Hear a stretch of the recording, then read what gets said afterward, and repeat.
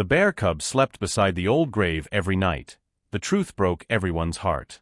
The cemetery lay at the far edge of the village, where the forest met the rolling fields. By day it was a place of quiet stillness, where the wind whispered through tall grass and the stone crosses stood watch in silence. But one evening, as the last light of dusk bled into shadow, the caretaker noticed something unusual among the weathered graves. At first, he thought it was nothing more than a dark shape, perhaps a fallen branch or a stray dog seeking shelter. But as his lantern's glow touched the ground, he froze. Curled tightly beside an old moss-covered grave was a bear cub. Its fur was ragged, its ribs faintly visible beneath its small frame. The cub wasn't roaming or causing trouble. Instead, it lay pressed against the cold earth, as if the grave itself offered comfort. The caretaker held his breath, waiting for the mother to appear. Everyone knew that a cub rarely strayed far from its parent. But the graveyard remained silent. The cub lifted its head for only a moment, eyes glinting in the dim light, before resting its chin on the stone once more. The next morning, whispers spread. A hunter had seen the same thing at dawn, the cub, still there, unmoving, almost like a watchful guardian. By nightfall, more villagers had gathered at the edge of the cemetery, careful to keep their distance. Mothers clutched their children close, men muttered about bad omens, but all fell silent when they saw it. The cub returned again the following night, curling against the same grave as though it belonged there. No matter the weather, whether mist rolled in or frost glimmered on the stones, the small creature always found its way back. For the villagers, it was no longer just an odd sight. It was something deeper, something they could not yet explain. And as they watched, an uneasy feeling settled over them. This was no ordinary cub, and no ordinary grave. By the third night, the entire village had heard the tale. Word traveled quickly. A bear cub sleeping in the cemetery, not wandering, not hunting, but returning to the same grave again and again. For some, the story brought curiosity. For others, fear. In the tavern, men spoke in low voices, mugs clutched tightly in their hands. "It's not natural," one muttered. "Bears don't grieve, not like people do." Another leaned in, eyes darting to the shadows outside. "Mark my words, it's an omen. Something bad's coming." Their whispers grew darker with each telling, until the cub had become a creature of superstition, a sign of death itself. Mothers pulled their children close when they passed the cemetery road.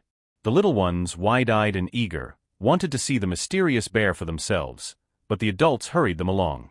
"Don't look," they warned. "It'll follow you home." Fear clung to the village like morning fog. And yet, there were those who couldn't stay away. From a safe distance, they gathered at twilight, watching the cub through the iron gates. There it was again, curled against the old grave as though it belonged to someone it could not forget. The villagers whispered among themselves, each person inventing stories to explain the strange devotion. "Perhaps its mother is buried there," someone suggested. "Or maybe it's cursed, bound to that stone." No one dared get close enough to find out. But the caretaker, who had watched quietly from the shadows, saw something the others missed. He noticed how the cub's body shook in the chill, how its breaths came shallow, how it stirred only to press its face more firmly against the cold stone. This was no omen, he thought, nor curse. It was sorrow, raw, aching, and unmistakably real. Still, he kept his thoughts to himself. In a village ruled by whispers, compassion was harder to share than fear. The caretaker had worked among the graves for decades. He was a man of few words, with hands weathered from years of tending soil and setting stones. To him, the cemetery was not a place of fear but of memory, each grave a story carved into the earth. And now, one story was unfolding before his very eyes. On the fourth evening, when the crowd of villagers drifted home, he lingered. The cub was there again, curled tightly against the same grave. Its fur clung to its small frame in patches, and its paws looked raw from wandering. The caretaker could hear its soft whimpers, faint but steady, like the cries of a child too tired to rise. He felt something stir in him, a pull of pity stronger than caution. Slowly, he placed a small basket at the edge of the cemetery path, scraps of bread, a bit of broth-soaked meat. Then he stepped back into the shadows. The cub lifted its head, sniffed the air, and shuffled closer. For a moment, it seemed as though it might eat. But then, after a brief sniff, it returned to the grave, settling back into the curve of stone as though no food in the world could tempt it away. The caretaker's heart ached at the sight. He realized the cub was not merely hungry. It was waiting, holding on to something unseen. From that night on, he began leaving food daily. Sometimes the cub would nibble, but never stray far. Always it circled back, pressing itself against the grave, eyes half closed in a weariness too deep for its young age. The villagers mocked his kindness. "You'll only keep it here longer," they said. "Better to chase it off." But he ignored them. He saw in the cub not a threat, nor a curse, but a wounded soul that clung to the only comfort it knew. And so, while fear kept the others away, the caretaker drew quietly nearer, his heart opening to a mystery he could not yet explain. The caretaker could not shake his questions. Why this grave? Why this cub?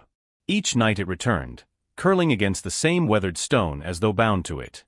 There were hundreds of graves in the cemetery, some freshly dug, others nearly erased by moss and time. Yet this one, this single unremarkable headstone, was the cub's chosen place. By lantern light, he brushed away the moss and dirt that had crept into its engravings. Slowly, the faded letters revealed themselves. The grave belonged to a woman named Alara, who had died only a year before. The caretaker remembered her faintly, a young woman with kind eyes who had lived on the forest's edge.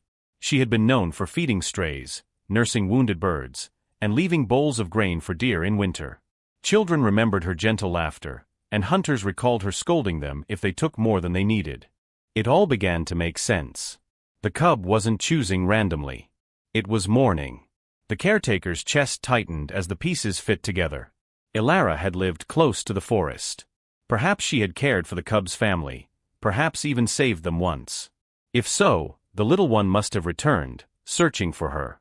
And when it found her gone, it had clung to the only place that still carried her presence, her grave. That night, the caretaker sat longer than usual at the cemetery's edge, watching the cub as it pressed its nose to the cold stone. In its soft whines, he heard not just hunger but loss. He whispered into the night, though he knew the cub could not understand him, "She's gone, little one. But she must have loved you well, for you to love her still." The words vanished into the darkness, carried off by the wind. Yet the caretaker knew he had uncovered the truth, a truth that made the cub's vigil both heartbreaking and profoundly human. The caretaker's discovery spread quietly at first. A few villagers listened as he explained whose grave the cub clung to, and why. At first, they scoffed. "It's just an animal," they said. "It doesn't know grief." But others, remembering Alara, fell silent. She had been a gentle soul, always feeding the strays that roamed the alleys, always carrying scraps to the forest's edge. More than one hunter recalled seeing her kneeling in the snow, offering food to a mother bear and her tiny cub. The memory grew clear now. This small shivering creature in the graveyard was one of them. Word spread like wildfire. Soon, the villagers no longer came to mock or gawk. They came with food, with blankets laid carefully near the grave, with offerings of flowers to honor both the woman and the cub. Children whispered to each other about Alara's kindness, as if by feeding the cub they were somehow carrying on her work. At first, the cub remained wary. It ate little, always circling back to the stone that anchored its sorrow. But slowly, it began to trust. One evening, as a group of children left a basket of berries near the grave, the cub approached without hesitation. It sniffed, nibbled, and for the first time, did not immediately return to its place of mourning. Instead, it lingered, watching the children with curious, softened eyes. The fear that once gripped the village began to dissolve. The cub was no longer a dark omen but a symbol, of love that transcended death, of loyalty too strong to ignore. And as the villagers stood at the edge of the cemetery, watching the small creature curled at the foot of Alara's grave, many felt tears sting their eyes. In that moment, they understood, grief was not only human. It was universal. As winter deepened, the cub grew weaker. Though the villagers had begun feeding it, sorrow weighed heavier than hunger. The caretaker knew that if nothing changed, the little one would not survive the season. One morning, he spoke to the elders. "We must take it to a sanctuary," he urged. "Here, it will only waste away. But there it might live, and Alara's kindness will live through it." At first, some hesitated. The cub had become a symbol, a living memory of the woman they mourned. To let it go felt like losing her again. But in the end, love won over fear. With gentle hands and soft voices, they guided the cub away from the grave. It resisted at first, crying out in small aching sounds, its paws scraping against the earth as though trying to cling to the stone. Many wept openly at the sight. Yet slowly, step by step, it allowed itself to be led. The sanctuary was nestled in the valley, a place of meadows, streams, and others like it, creatures who had also lost, but found new beginnings. There, the cub began to heal. Its fur grew thick again, its eyes brighter, and for the first time in months, it learned to play. Back in the village, the grave was never forgotten. Each spring, families left wildflowers upon it, and children told the tale of the cub who had slept there through the nights of its grief.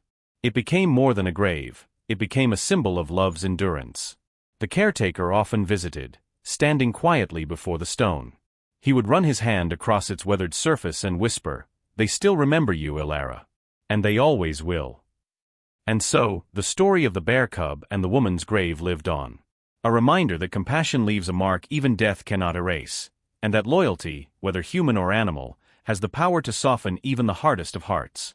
And so the little cub's grief revealed a truth the villagers would never forget, that love, once given, never truly fades. True compassion leaves ripples that extend beyond life itself. Love and kindness live on in the hearts, and even in the instincts, of those we touch.